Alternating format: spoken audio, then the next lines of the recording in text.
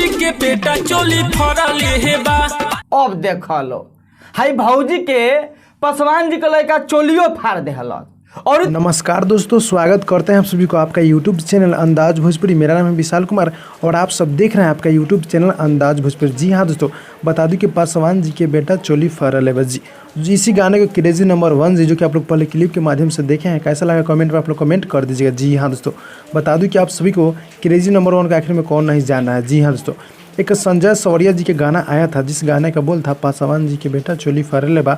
उसी गाने को क्रेजी नंबर 1 जी काफ़ी अच्छे तरीक़ा से बताए हैं, जो कि आप लोग पहले क्लिप के माध्यम से देखें। जी हाँ दोस्तों, बता दूं कि उनका गाना काफ़ी हिट हुआ, जो कि पासवान स्टार संजय सवरिया जी, भोजपुरी गायक पासवान स्टार संजय सवरिया जी के गाना काफ़ी हिट हुआ और काफ़ी मार्केट में बजा। और जितने भी पासवान भाई लोग देख रहे हैं, आप लोग मेरे चैनल को सब्सक्राइब करके जाइए, क्योंकि आपको इस तरह का अपडेट यहाँ पे मिलता रहेगा। जी हाँ दोस्तों, और बता दूं कि बहुत ही जल्द संजय सवरिया जी भी अपने मतलब यानी कि भोजपुरी इंडस्ट्री में आने वाले हैं, यानी कि उनका भी मैं अपडेट दूंगा। फिलहाल मैं बता दूं कि जो कि पासवान जी के जो गाना है, जो कि पासवान जी के बेटा चोली फरले बा, इस गाने में क्रेजी नंबर 1 जी बोले हैं, जो कि आप लोग क्लिप के माध्यम से पहले देख लिए हैं, अब बताने का जरूरी नहीं है। जी हाँ, जो कि आप लोग पहले देख लिए हैं, कैसा लगा कमेंट में आप लोग कमेंट कर दीजिएगा। और बहुत ही जल्द संजय सवरिया जी आपसे बीच आने वाले हैं, तो उसका नोटिफिकेशन मैं दूंगा। जी हाँ दोस्तों, यही अपडेट था। अच्छा लगा तो लाइक कीजिएगा। मिलते हैं अगली वीडियो में, तब तक के लिए धन्यवाद दोस्तों।